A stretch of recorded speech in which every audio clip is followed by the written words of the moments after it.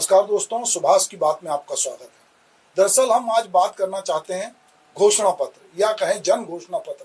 और अब जो मध्य प्रदेश में बात हो रही है तो वो वचन पत्र हो गया। कांग्रेस ने 2023 का जो चुनाव होने जा रहा है विधानसभा का मध्य प्रदेश में, उसके लिए एक वचन पत्र बनाया और उस वचन पत्र में बहुत सारे वचन दिए हैं। जैसा कि हम देखते हैं कि हमारे यहाँ जब विवाह होता है तो वर वधू एक दूसरे को पंडित जी बीच में होते हैं और वचन देते हैं। 7 वचन होते हैं और जिसमें ये उम्मीद की जाती है कि वचन जीवन भर निभाएंगे। अब वो वचन कितने निभाए जाते हैं ये अलग अलग लोगों के ऊपर डिपेंड करता है। इसी तरह पार्टियां हैं जो एक जन घोषणा पत्र बनाती हैं, घोषणा पत्र बनाती हैं, वचन पत्र बनाती हैं और जनता को ये आश्वस्त करना चाहती हैं कि यदि हमको आपने सत्ता में लाया तो हम आपके लिए ये करेंगे। तो अभी हम मध्य प्रदेश की बात करते हैं। तो मध्य प्रदेश में जो आज 101 जो गारंटी दी है, गारंटी की बात जो होती है तो आप पार्टी के जो अरविंद केजरीवाल हैं वो घूम घूम के देश में 10 गारंटी दे रहे हैं। उन्हीं की देखा देखी देश के प्रधानमंत्री भी गारंटी दे रहे हैं। अब कांग्रेस ने भी जो है 101 गारंटी मध्य प्रदेश में दी है। मध्य प्रदेश के जो वचन पत्र है उसमें छत्तीसगढ़ की भी छाप दिखती है।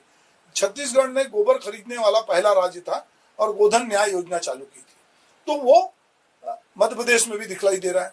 दूसरी बात जो कांग्रेस ने एक बात तय की थी कि वो ये था कि कांग्रेस ने कहा था कि हम ओल्ड पेंशन, सरकारी लोगों को ओल्ड पेंशन देंगे, जो छत्तीसगढ़ में चालू हो गई है, हिमाचल में भी हुई, वो मध्य प्रदेश में भी कहा गया।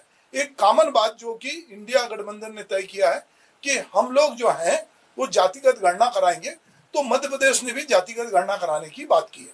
सबसे बड़ा मुद्दा है कि वो वर्ग को, दरअसल हर पार्टी उस वर्ग तक जाने की कोशिश करती है जो उसको प्रभावित करता है। तो हम देखते हैं कि छत्तीसगढ़ में जब राज्य बना उसके बाद जो भी डेवलपमेंट हुए, पर सब जानते थे कि यहाँ की धुरी किसान है। इसी तरह मध्य प्रदेश भी जो है वहां भी धुरी किसान है।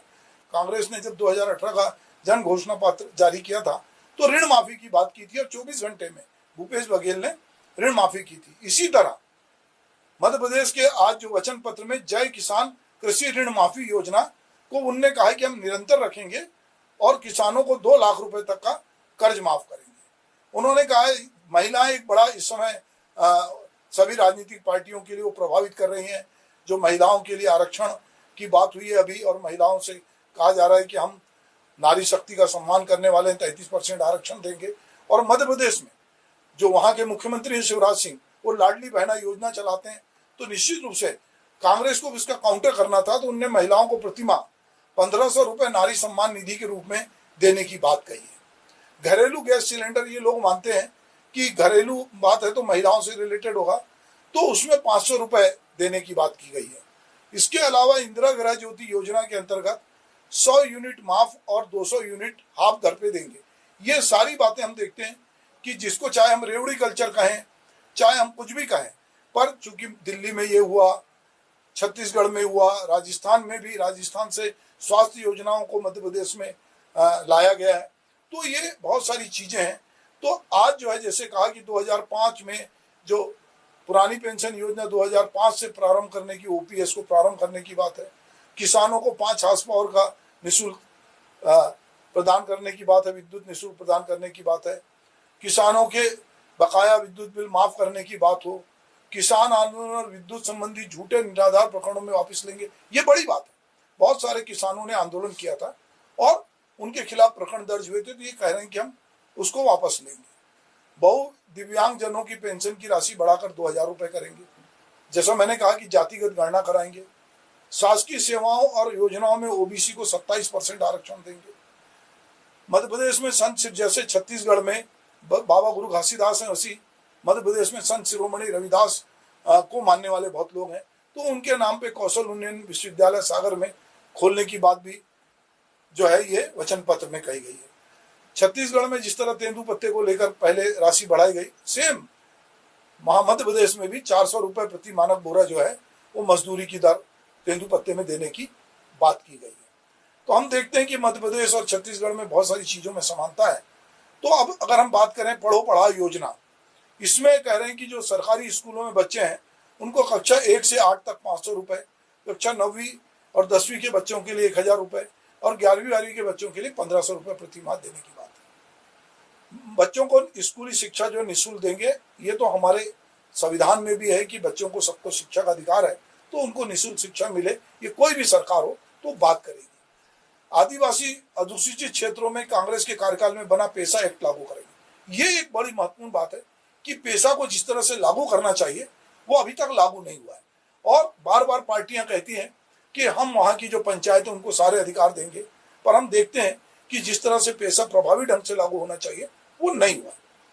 इसके अलावा कांग्रेस ने जो कुछ नवीन जो उन्होंने बात की है, किसानों के लिए बात की है, जैसा कि किसानों के गेहूं को 2600 में और धान को 2500 रुपए मूल्य पे वो देगी। छत्तीसगढ़ में अभी घोषणा पत्र नहीं आया, जब घोषणा पत्र आएगा तो किसान उसकी प्रमुखता में होंगे। ये सब जानते हैं कि किसानों के लिए बड़ी बात होगी, महिलाओं के लिए बड़ी बात होगी, शिक्षित बेरोजगारों के लिए बड़ी बात होगी। समाज का वो हर वर्ग जो वोट बैंक है या वोट को प्रभावित कर सकता है उसके लिए कहीं ना कहीं जो है ये बात होगी। हम देखते हैं कि किसान जो है पानी के लिए बिजली के पंपों पे आधारित है, तो हार्स पावर जो है उसमें 10 हार्स पावर तक जो कह रहे हैं कि 50% की छूट जो है, तो किसान के साथ में बहुत सारी किसानों को लेकर भी बहुत सारी बात की गई है। जैसा मैंने कहा कि यहाँ पे जो गोधन या न्याय योजना है, छत्तीसगढ़ में वो राजीव गोधन न्याय योजना है, तो नंदिनी गोधन न्याय योजना प्रारंभ करके 2 रुपए किलो की दर से गोबर खरीदने की बात की। मध्य प्रदेश में जो ये वचन पत्र आया, इस पे भाजपा ने कहा है कि ये झूठ का पुलिंदा है और इसको उन्होंने एक प्रकार से खारिज किया है और उन्होंने कहा है कि ऐसा कुछ नहीं होने वाला है, ये झूठ कह रहे हैं। ऐसा नहीं है। 2018 में जब कांग्रेस सत्ता में आई थी तब भी उसने एक वचन पत्र लाए थे और वो कुछ उसको लागू करती उसके पहले ही कांग्रेस वहां से विदा हो गई और बीजेपी ने वहां पर अपना शासन कायम कर लिया। बीजेपी की बहुत सारी योजनाएं केंद्र की है, क्योंकि डबल इंजन सरकार में जो केंद्र कहता है वही राज्य उसका अनुसरण करता है, तो बीजेपी की बहुत सारी योजनाएं केंद्र की है। बावजूद इसके हम देखते हैं कि अभी मध्य प्रदेश में लाडली बहना योजना जो है वो बहुत प्रमुखता से शिवराज सिंह ने जो है उसको बहुत प्रमुखता से हाइप दी है और लगातार महिलाओं के बीच में वो जाकर काम कर रहे हैं। अभी छत्तीसगढ़ का घोषणा पत्र नहीं आया, पर छत्तीसगढ़ की और राजस्थान की छाया जो है, क्योंकि दोनों जगह कांग्रेस की सरकार रही है, तो उसकी छाया मध्य प्रदेश के वचन पत्र में हमको दिखलाई देती है। तो मोटे तौर से यदि हम देखते हैं कि राजनीतिक पार्टियां जो हैं वो अलग अलग तरह की गारंटी भी दे रही है, वचन पत्र दे रही है, और पर सवाल ये है कि जब राजनीतिक पार्टियां इस तरह के वचन देती हैं, इस तरह के जन घोषणा पत्र बनाती हैं, तो वो राज्य के क्या बजट का प्रावधानों का पता करती है, बजट की वित्तीय स्थिति कैसी है, इसके बारे में बात करती है। यदि राजनीतिक पार्टियां ईमानदार हैं तो उनको ये भी बताना चाहिए कि ये जो हम घोषणा पत्र ला रहे हैं इसको हम कहाँ से पूरा करेंगे। जब बहुत सारे राज्यों पे कर्जा है और राज्यों की आय सीमित है, तो वो ये जो घोषणाएं करती हैं वो घोषणाएं कैसे प्रारंभ होगी, ये एक बड़ी बात है। कांग्रेस ने 1000 गौशालाएं जो हैं पहले जो प्रारंभ की थी उसको कहना भाजपा ने बंद कर दिया, जबकि भाजपा तो गाय की को लेकर भी बहुत उनका एक अलग तरह का आग्रह होता है और गाय को धर्म के साथ जोड़ते हैं। तो ये बहुत सारी चीजें हैं। सहकारी क्षेत्र में भी वो कह रहे हैं कि हम 5 लीटर दूध जो खरीदिए उसमें 5 रुपए लीटर बोनस देंगे।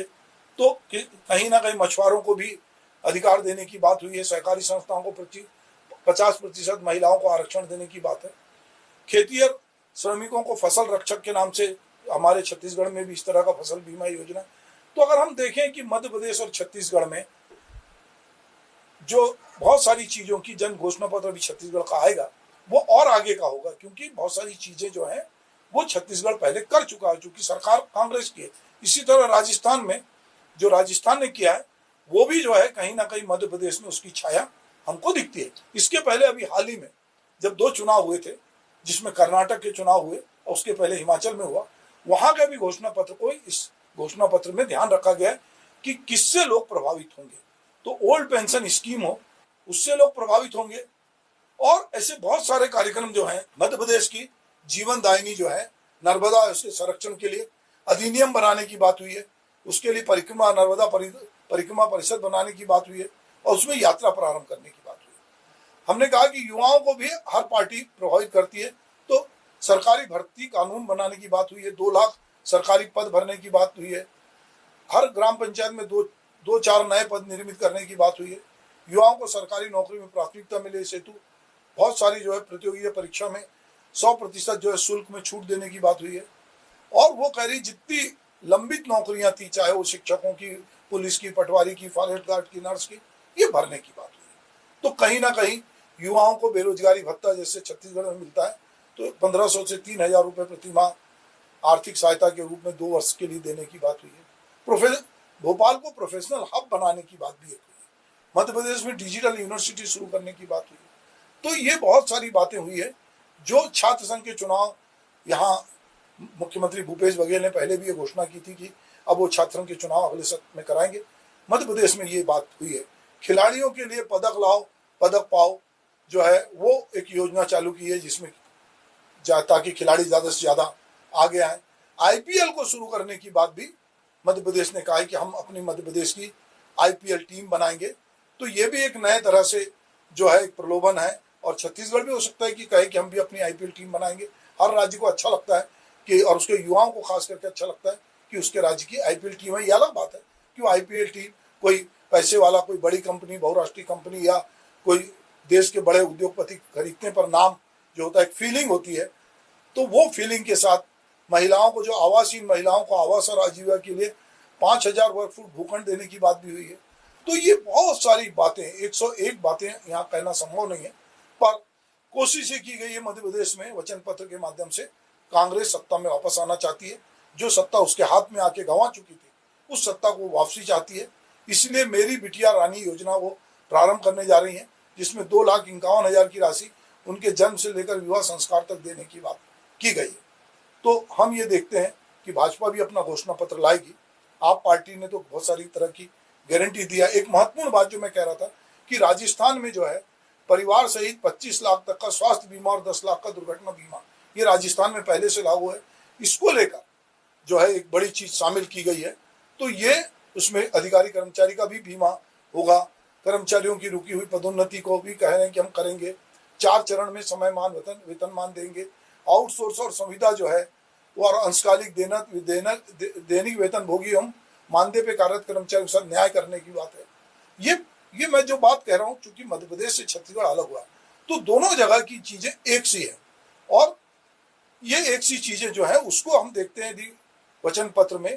तो अब जैसे कह रहे हैं कि रेत की आवंटन नीति, अभी छत्तीसगढ़ में रेत घोटाले को लेकर बात हो रही है, वहीं मध्य प्रदेश कह रहा है कि हम वहां पर भी रेत घोटाले की जांच करेंगे। तो जो सरकार रहती है वो पिछली सरकार के कामकाज को कह रही कि हम उसकी जांच करेंगे। तो ये बहुत सारे वचन है। तो हम ये देख रहे हैं कि जो वचन पत्र मध्य प्रदेश में जारी हुआ है आज, उसमें जो बहुत सारी चीजें शामिल की गई हैं। अब स्वच्छ जल देने का अधिकार का कानून बनाने की बात की बड़ी बात है कि आप लोगों को, हम अभी तक स्वच्छ जल नहीं दे पा रहे हैं। आर्टिफिशियल इंटेलिजेंस शोध केंद्र स्थापित करने की बात हो रही है, क्योंकि हम देख रहे हैं कि एआई की तरफ लोगों का झुकान बढ़ा है। मासिक सुरक्षा, जो सामाजिक सुरक्षा पेंशन है, उसको 600 से 1200 करने की बात है। तो बहुत सारी चीजें हैं जो कहीं ना कहीं लोगों को फायदा देता है या लोग उससे जुड़ाव महसूस करते हैं। ये मध्य प्रदेश में वचन पत्र आया है। हम देखते हैं कि दिग्विजय सिंह और कमलनाथ की जोड़ी जो है किस तरह से सत्ता में वापसी करती है। और ये घोषणा पत्र, जिसको हम वहां पे वचन पत्र कहा है, अब छत्तीसगढ़ का भी जन घोषणा पत्र आने वाला है। बीजेपी ने अभी हाल ही में कहा है कि हमने 2 लाख लोगों से वो लिए हैं कि सुझाव कि आप हमारे घोषणा पत्र में क्या करते हैं। अभी पत्रकारों को भी उन्होंने बुलाया था और उनसे भी पूछा कि आप इस घोषणा पत्र में क्या चाहते हैं। तो हर पार्टी ये चाहती है कि वो जो वचन पत्र बना रही है, जन घोषणा पत्र बना रही है, उसमें कहीं ना कहीं सब शामिल हो। आवास का अधिकार कानून बनाने की बात भी वहां पर की गई है। तो मैं जैसे बार बार कह रहा हूँ कि पार्टियां कोई वर्ग को नहीं छोड़ना चाहती, हर वर्ग को खुश करना चाहती है। अब सवाल है कि इनके लिए पैसों की व्यवस्था कहाँ से होगी, कैसे ये सारी चीजें आएंगी, ये राजनीतिक पार्टियों को सोचना है। कर्नाटक में कांग्रेस ने बनने के साथ ही अपनी कुछ जो वचन दिए थे, 5 वचन, वो पूरे किए हैं। छत्तीसगढ़ में भी हमने देखा कि जब बना तो किसानों का ऋण माफ हुआ। तो बहुत सारी चीजें राजनीतिक पार्टियां अपनी तरफ से कोशिश करती करने की। अब अपराध मुक्त प्रदेश बनाने की बात हो रही है, कैसे होगा मध्य प्रदेश। वैसे तो बहुत अपराध वहां नहीं होते, पर जो कुछ हो रहा है वो भी कहीं ना कहीं चिंता में डालते हैं। तो किस तरह से होगा।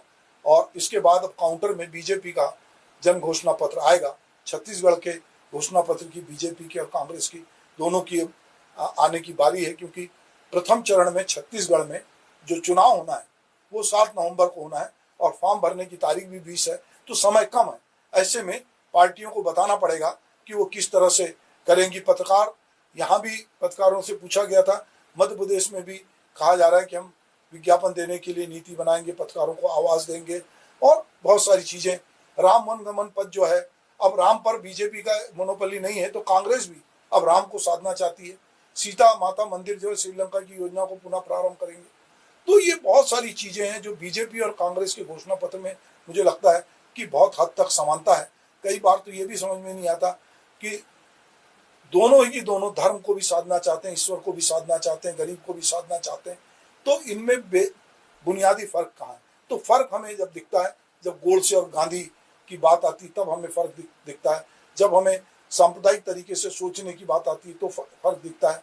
तो अब कांग्रेस, या कहना चाहिए इंडिया, बीजेपी के जो कथित रूप से हिंदू कार्ड है या बहुसंख्यक कार्ड है, उसको काटने के लिए वो जन घोषणा पत्र में उन्होंने जातिगत जो गणना है उसको शामिल किया है। देखते हैं कि आने वाले समय में मध्य प्रदेश की राजनीति में क्या होता है। इसके साथ ही छत्तीसगढ़ में जो दोनों ही पार्टियां अपना घोषणा पत्र लाएंगी और मध्य प्रदेश में बीजेपी लाएगी, तो हम एक बार फिर बात करेंगे कि वो किस तरह से चीज़ों को शामिल करती है। क्योंकि उन्होंने कर्नाटक में 200 यूनिट माफ किया है जो उन्होंने पहले घोषणा की थी। कांग्रेस ने कहा था कि प्रत्येक मुखिया को हर महीने 2000 रुपए देंगे और अन्य भाग में 10 किलो अनाज देंगे। और खुद राहुल गांधी ने जाकर वहां पर ये घोषणाएं जो 5 थी उनको उन्होंने पूरा कराया था। आने वाले समय में ये देखना पड़ेगा कि ये जन घोषणा पत्र या वचन पत्र जो है, क्या वाकई में वचन, सही में मेरा वचन गीता की कसम, या कहते हैं प्राण जाए पर वचन न जाही, तो क्या ये वचन पार्टियां निभाएंगी, ये आने वाला समय बताएगा। नमस्कार।